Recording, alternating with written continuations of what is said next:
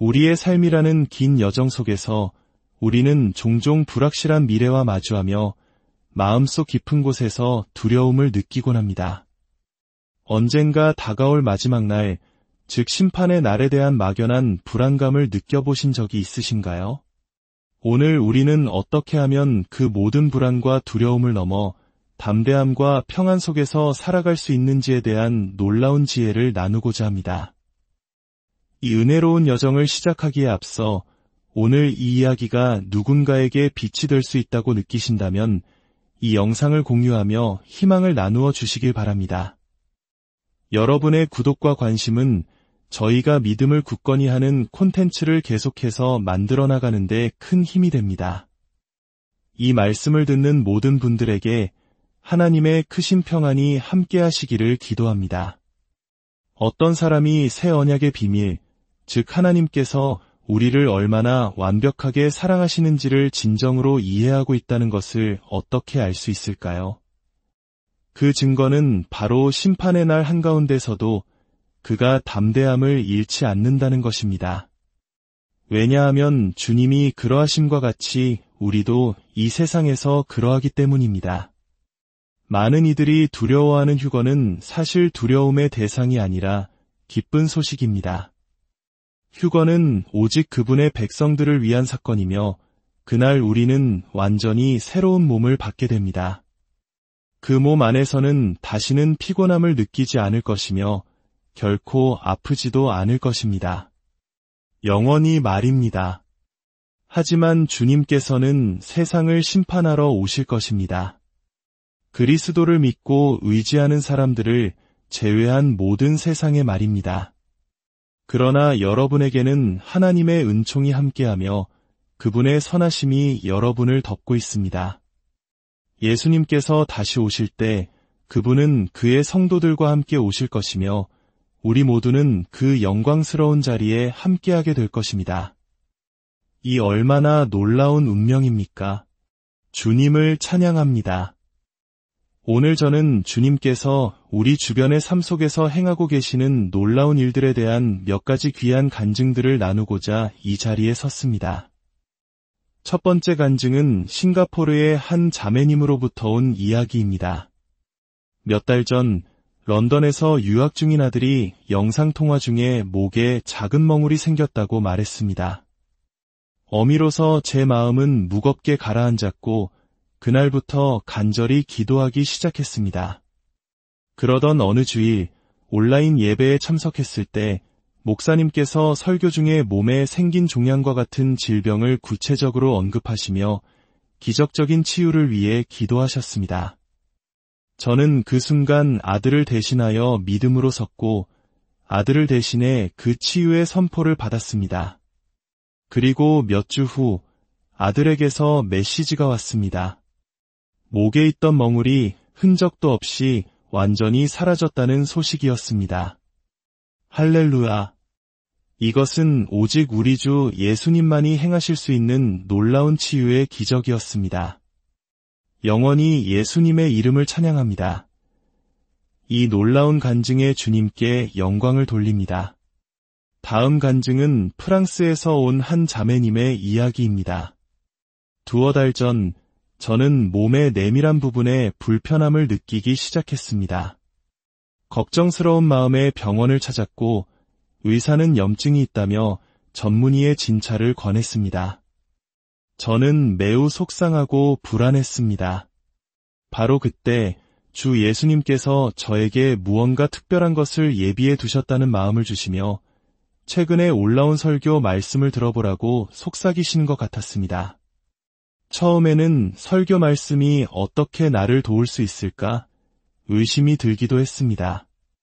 하지만 순종하는 마음으로 말씀을 들었고 설교 말미에 목사님께서 아픈 사람들을 위해 기도하기 시작했습니다.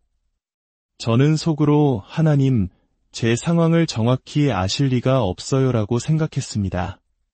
그런데 바로 그 순간 목사님께서 최근에 병원에 다녀온 여성분 중 몸의 내밀한 부분에 문제가 있는 분을 위해 기도하시는 것이었습니다. 그 기도를 듣는 순간 저는 온몸에 전율을 느끼며 눈물을 쏟았습니다. 하나님의 그 세밀한 사랑에 압도되었습니다. 그날 설교의 주제는 시간의 주관자이신 하나님이었습니다. 마치 하나님께서 제게 이 일이 일어날 것을 미리 아시고 이미 치유의 말씀을 보내주신 것 같았습니다.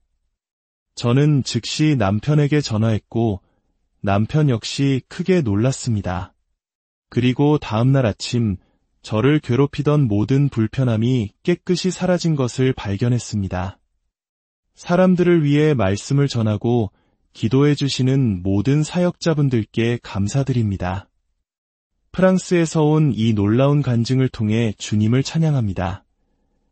마지막 간증은 영국에서 온 한 형제님의 이야기입니다. 저는 2016년부터 매일 말씀을 묵상하며 신앙생활을 해왔습니다. 그 결과 저의 재정은 몇 배로 불어났고 저를 괴롭히던 편두통과 생명을 위협하던 증상들도 모두 사라졌습니다. 제 아내와 아이들 그리고 친구들이 제 삶의 이러한 변화를 증언할 수 있습니다. 최근 한 설교 말씀에서 목사님께서 뇌질환을 앓고 있는 이들을 위해 기도하셨습니다. 저는 거실에 서서 소통과 발달 지연으로 어려움을 겪고 있는 내 살배기 딸에게 손을 얹고 기도해야겠다는 강한 감동을 받았습니다. 그리고 아내에게도 함께 기도하자고 청했습니다. 잠시 후 목사님께서는 뇌나 자폐 성향을 가진 아이가 있다고 말씀하셨고 저와 아내는 그것이 바로 우리 딸을 위한 치유의 순간임을 깨닫고 하나님의 사랑에 깊이 감싸였습니다. 놀랍게도 그 주간 내내 우리는 딸의 눈부신 발전에 대한 소식을 매일 들었습니다. 딸아이는 이제 또래 친구들과 어울리고 수업 활동에 참여하며 혼자서 화장실을 사용하게 되었습니다. 수요일 저녁 성찬식 시간에는 딸아이가 컵을 아내에게 건네며 엄마, 여기 있어요라고 말해 우리를 깜짝 놀라게 했습니다. 그리스도께서는 우리 가족 안에 살아계십니다. 우리 삶에 심오한 변화를 가져다준 귀한 사역에 깊이 감사합니다. 저희는 지역교회에서 충실히 봉사하면서도 매일의 묵상 자료를 이웃과 가족, 친구들과 나누는 일에 헌신하고 있습니다. 이 모든 놀라운 간증들을 통해 주님께 영광과 찬양을 올려드립니다. 할렐루야! 사랑하는 성도 여러분, 제가 여러분 앞에 설 때마다 느끼는 감정이 있습니다. 하나님께서 여러분을 위해 예비하신 것이 너무나 많기에 주님께서 곧 다시 오실 것이므로 우리에게 주어진 주일들이 얼마 남지 않은 것처럼 느껴집니다. 우리는 그날이 언제, 어떻게 올지 알지 못하지만 그날이 반드시 올 것이라는 사실은 알고 있습니다. 그리고 그날은 결코 두려워해야 할 사건이 아닙니다. 사실 휴거에 대한 가르침은 예수님께서 다락방에서 처음으로 말씀하셨습니다. 너희는 마음에 근심하지 말라. 하나님을 믿으니 또 나를 믿으라. 내 아버지 집에 거할 곳이 많도다. 내가 너희를 위하여 거처를 예비하러 가노니 가서 너희를 위하여 거처를 예비하면 내가 다시 와서 너희를 내게로 영접하여 나 있는 곳에 너희도 있게 하리라. 주님의 재림, 즉 휴거는 임박해 있습니다. 오늘이 될 수도 이번 주가 될 수도 있습니다. 언제든 일어날 수 있습니다. 휴거에는 어떤 징조도 없습니다. 주님께서 내가 가면 다시 와서 너희를 내게로 영접하리라고 약속하셨기 때문입니다.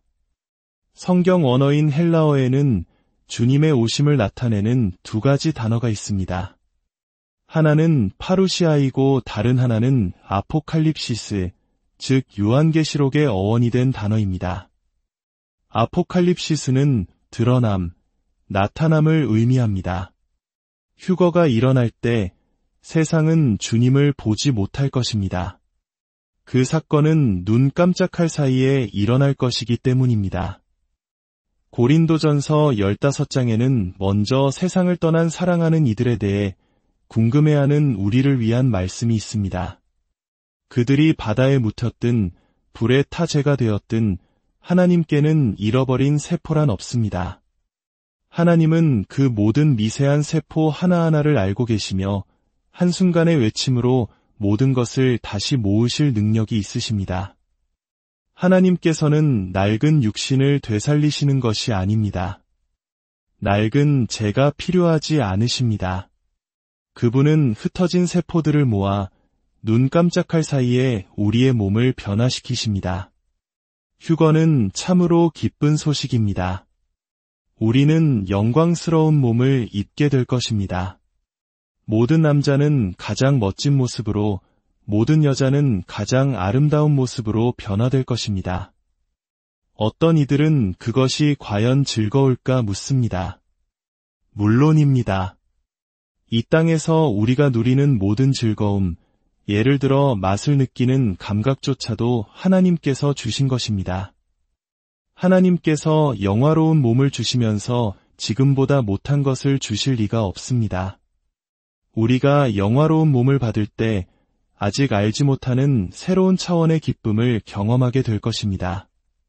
언제나 기억하십시오. 하나님은 여러분의 가장 좋은 것을 마음에 품고 계십니다. 하나님은 우리가 무엇을 좋아하는지, 심지어 각기 다른 민족과 문화의 특성까지도 정확히 알고 계십니다. 우리가 그분을 따르기만 한다면 우리는 거룩함 안에서 진정한 삶의 기쁨을 누리게 될 것입니다. 휴거가 일어날 때 우리가 가장 먼저 경험하는 것은 바로 우리의 유업을 온전히 받는 것입니다. 우리가 지금 가진 것은 유업의 첫 열매에 불과하며 마지막으로 남은 것은 바로 우리 몸의 구속입니다.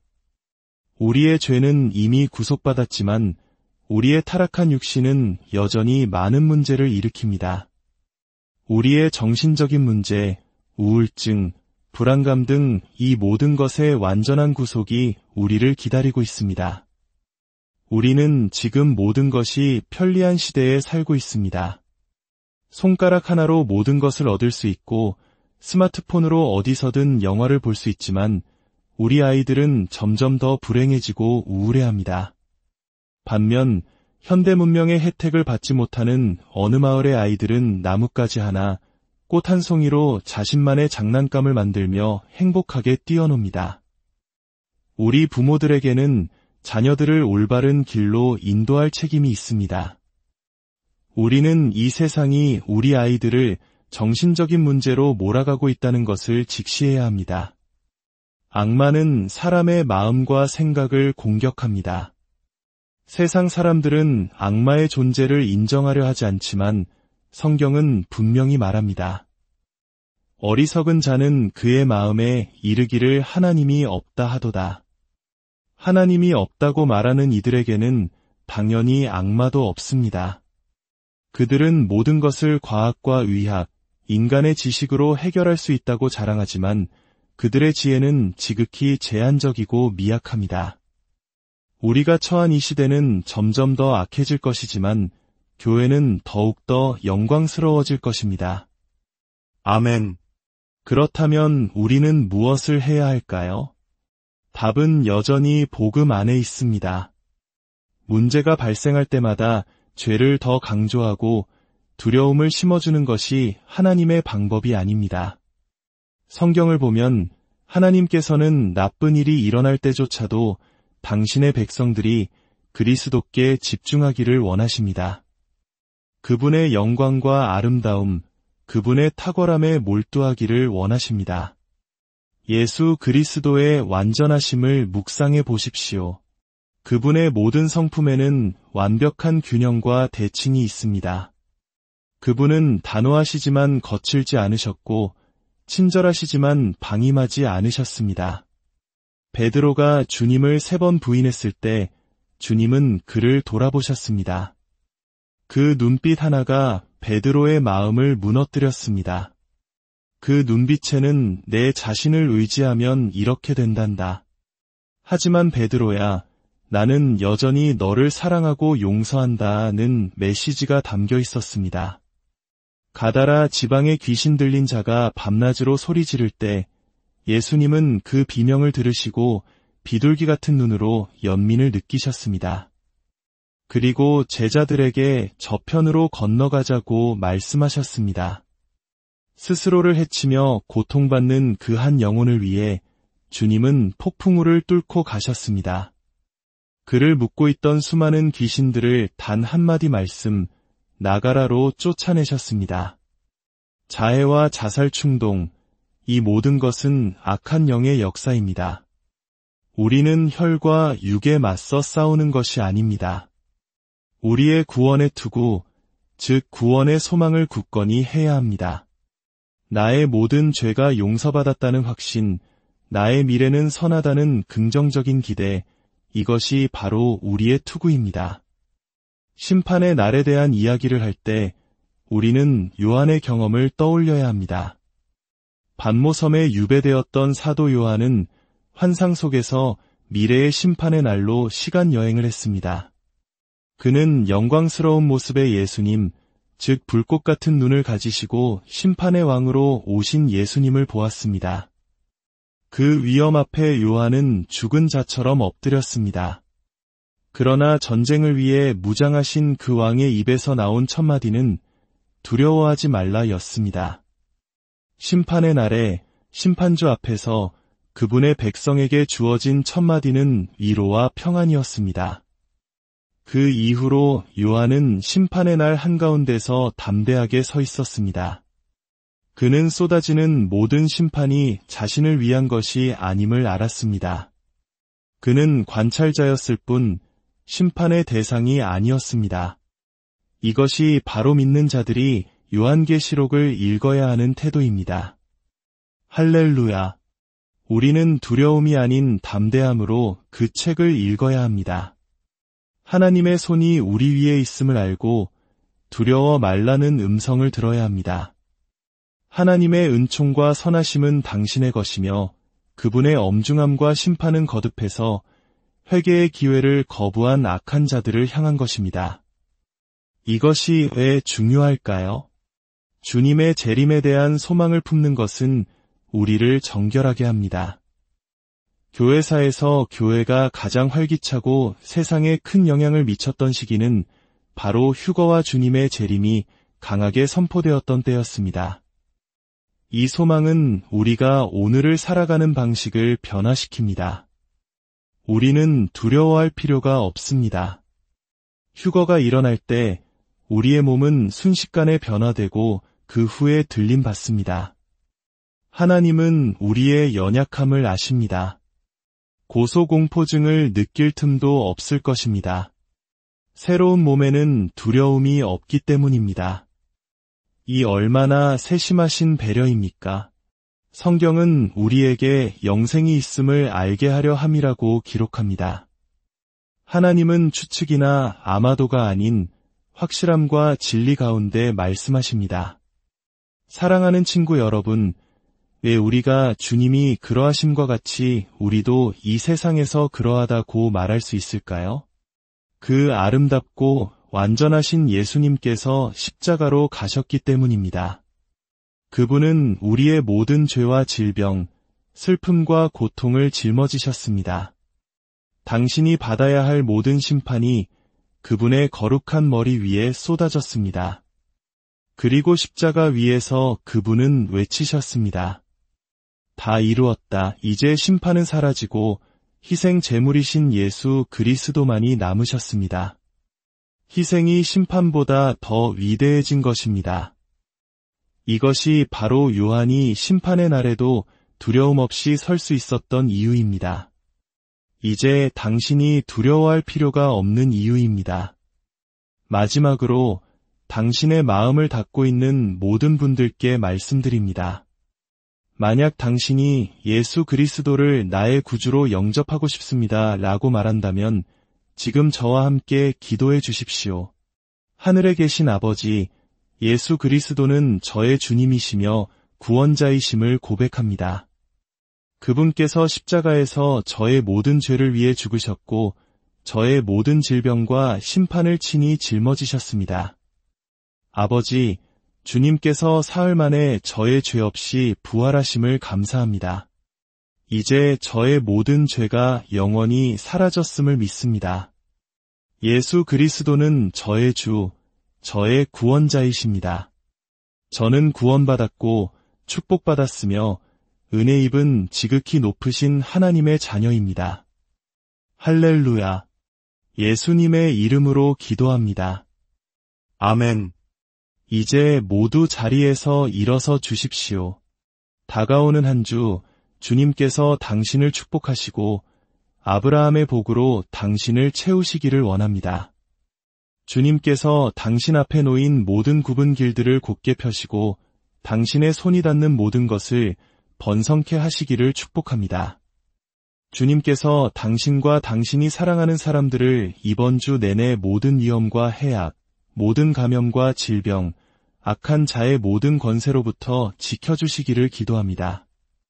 주님께서 당신과 당신이 사랑하는 이들을 우울과 불안, 두려움으로부터 지켜주시고 그의 얼굴을 당신에게 비추사 은혜 베푸시기를 원하며 당신과 당신이 사랑하는 모든 이들에게 살롬의 평화를 내려주시기를 주 예수 그리스도의 이름으로 축원합니다.